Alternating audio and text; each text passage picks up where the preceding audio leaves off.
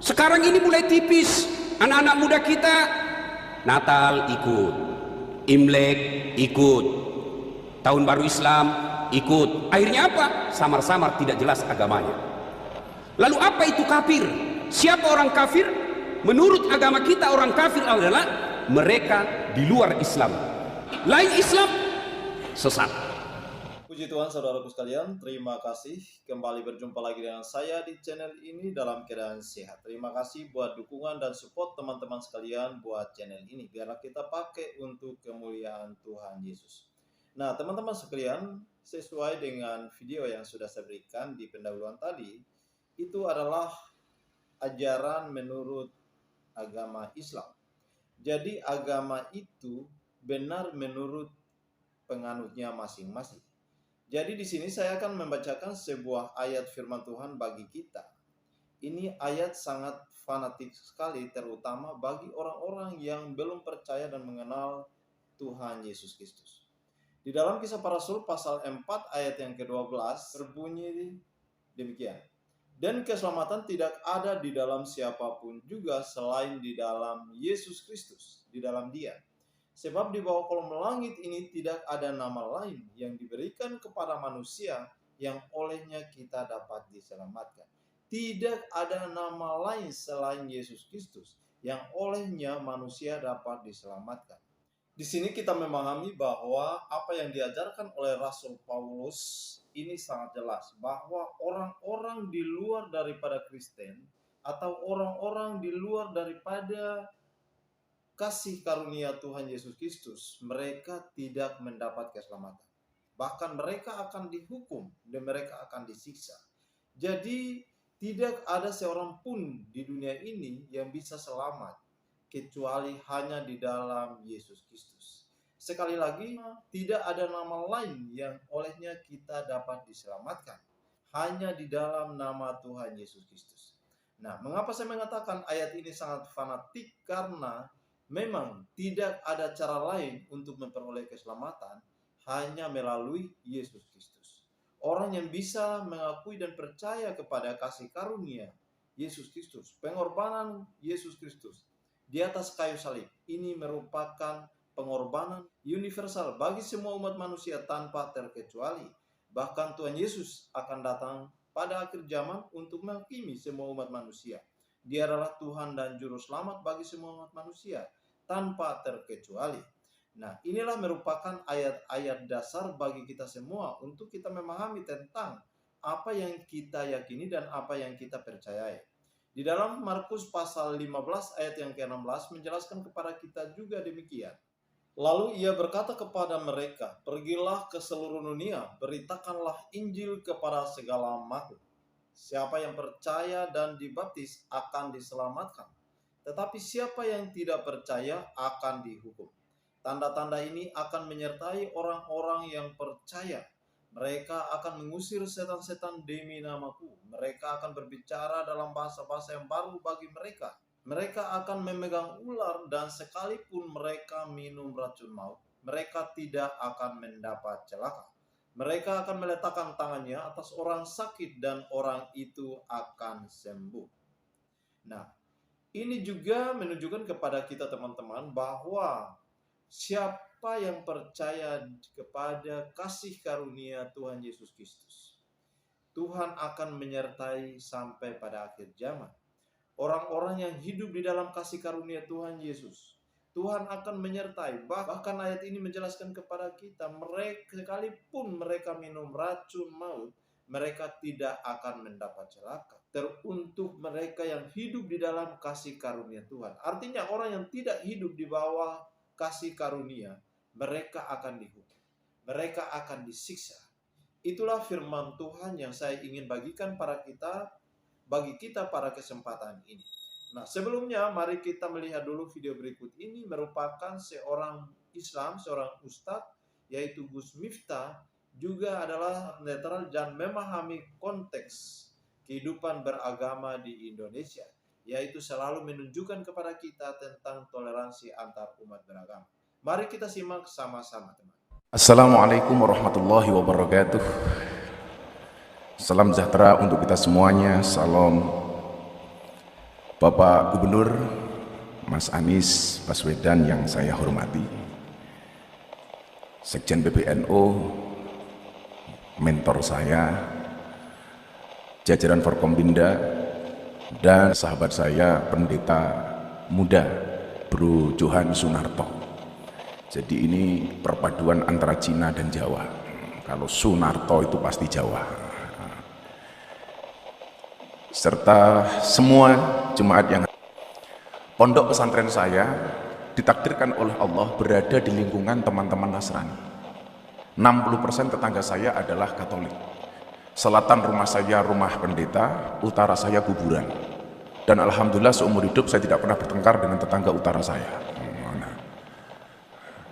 Saat itu saya memahami bahwa Indonesia ini adalah rumah besar.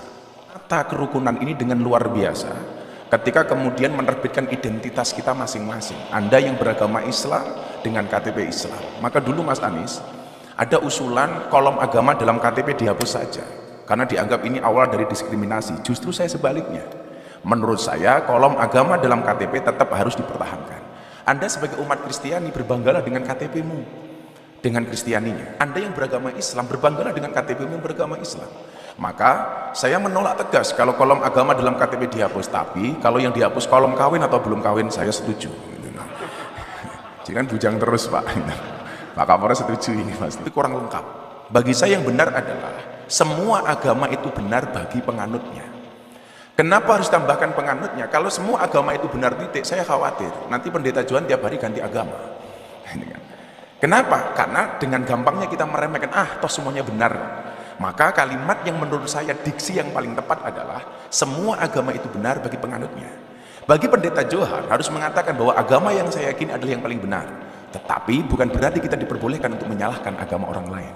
Makanya kemudian di dalam surat Al-An'am, dalam Al-Quran, Allah Subhanahu wa Ta'ala berfirman, dan janganlah kamu memaki sesembahan sampai kamu dihina. Mana mungkin wahai Rasul kami menghina orang tua kami. Apa jawaban Rasulullah? Kalau kamu tidak mau orang tua kamu dihina oleh orang lain, maka jangan sekali-kali kamu menghina orang tua orang lain. Maka saya selalu sampaikan, kalau orang Indonesia tidak bisa akur gara-gara beda agama, kalah dengan burung. Burung itu punya agama tapi bisa akur. Agamanya burung itu ada dua Mas Anies, kalau enggak Kristen, Islam. Burung Kristen buktinya ada burung gereja. Burung Islam ada burung namanya emprit kaji.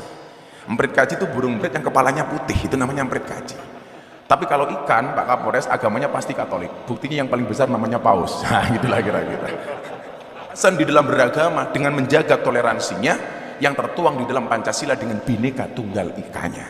Maka sekali lagi, kalau kemudian kita bisa kembali ke kamarnya masing-masing, tidak akan terjadi masalah. Ingat Bapak Ibu, saya mencatat, toleransi menjadi sulit ketika orang lupa bahwa beragama itu untuk mengatur diri sendiri, bukan mengatur orang lain. Banyak orang beragama yang bahkan belum menggenapi pelaksanaan nilai agama untuk dirinya sendiri, tapi sibuk ngurusi perilaku orang lain. Tentunya ini kurang dibenarkan. Maka jemaat gereja nunggu di belakang. Ketika jatahnya makan-makan, kita makan bareng.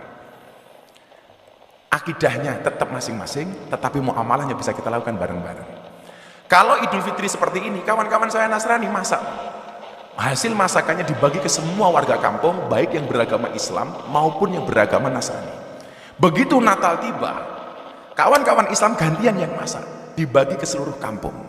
Maka saya teringat kemudian dengan cerita Nabi Ibrahim alaihissalam ketika masak kemudian tetangganya dipanggil. Nabi Ibrahim itu dikasih gelar kekasihnya Allah gara-gara suka traktir orang. Bulan Ramadan ini saya belum ditraktir sama Mas Anies, belum.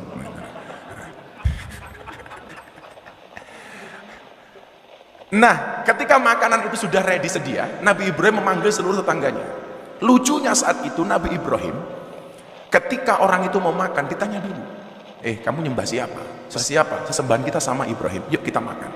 Sampai satu ketika ada miss, Nabi Ibrahim bertanya, kamu nyembah siapa? Sorry Ibrahim, sesembahan kita beda. Aku menyembah yang lain, kamu menyembah Tuhanmu. Jawaban Ibrahim saat itu adalah, sorry kamu gak usah makan dulu. Kenapa? Sesembahan kita beda. Saat itu kemudian Nabi Ibrahim langsung ditegur oleh Allah. Ibrahim, kenapa dia gak dikasih makan? Tuhan, sesembahan dia beda dengan sesembahan itu. Apa jawaban Allah saat itu? Ibrahim, orang yang nyembah aku dan tidak nyembah aku, semuanya adalah hambaku. Yang nyembah aku kasih rizki. Yang tidak menyembah, Anda mau beriman, berimanlah. Enggak, ya urusan kamu. Di dalam toleransi sebagaimana ayat yang kita pahami, lakum dinukum waliyatin. Untukmu agamamu dan untukku agamaku. Pak Johan, satu saat Anda datang ke pondok saya. Kalau saya pengajian di pondok, Pak, yang datang 10.000 sampai 15.000. Itu artinya apa? Saya harus menyiapkan konsumsi 15.000 untuk jamaah. Dan bapak-bapak jemaah tahu, siapakah yang membantu istri saya untuk masak? Kawan-kawan Nasrani. Siapakah yang bantu parkir? Muda-mudi Katolik.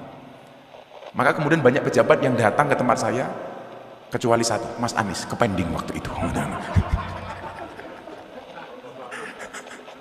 Maka yang lucu adalah ketika teman saya pendeta di Jogja, Gus, depan pondok ada kolam ya? Ada bro, kenapa? Boleh nggak saya mancing? Oh boleh.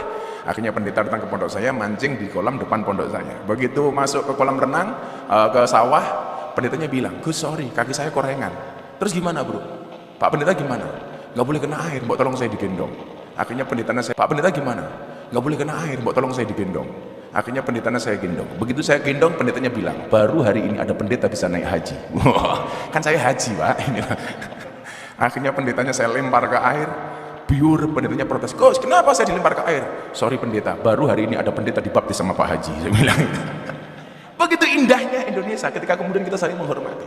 Saya meyakini akidah memang tidak bisa kita campur. Tetapi ketika persoalan kebangsaan, persoalan kenegaraan, kita punya visi yang saat aku mengucap Assalamualaikum dan kamu mengucap Salam. Di saat aku mengejak Al-Quran dan kamu mengejak Alkitabmu, kita berbeda saat memanggil nama Tuhan. Tentang aku yang menengadahkan tangan dan kau yang melipatkan tangan saat berdoa. Aku, kamu, kita. Bukan istiqlal dan katedral yang ditakdirkan berdiri berhadapan dengan perbedaan namun tetap harmonis. Andai saja mereka memiliki nyawa, apa tidak mungkin mereka saling mencintai dan menghormati antara satu dan yang lainnya. Terima kasih. Salam. Assalamualaikum warahmatullahi wabarakatuh. Kalian kalau ingin mengaku Islam, Muhammad Rasulullah walladzina ma'ahu asidda'u alal kuffar. Sesungguhnya Muhammad itu dan orang-orang yang mengakui Muhammad sebagai nabinya, pengikut para Muhammad, sifatnya asidda'u alal kuffar, tegas kepada orang-orang kafir. Tegas kepada orang kafir. Apa itu tegas dan siapa orang kafir? Tegas bukan orang tidak ada salahnya non muslim kita pergi bakar rumahnya, bukan itu yang dimaksud tegas. Apa yang dimaksud tegas? Menurut ajaran agama kita, tegas di sini adalah lakum dinukum wal yadin. Bagimu agamamu, bagiku agamaku. Tidak boleh campur-campur. Sekarang ini mulai tipis. Anak-anak muda kita Natal ikut, Imlek ikut, Tahun Baru Islam ikut. Akhirnya apa? Samar-samar tidak jelas agamanya. Lalu apa itu kafir? Siapa orang kafir? Menurut agama kita orang kafir adalah mereka di luar Islam. Inna dina indallahil Islam. Agama yang paling mulia di sisi Allah agama Islam. Lain Islam sesat. Keras Ustaz? Bukan keras. Inilah yang disebut tegas. Tidak boleh campur-campur. Saya yakin insya Allah di masjid ini tidak ada yang ikut kebaktian, tidak ada yang ikut barangkali agama lain dalam ibadah.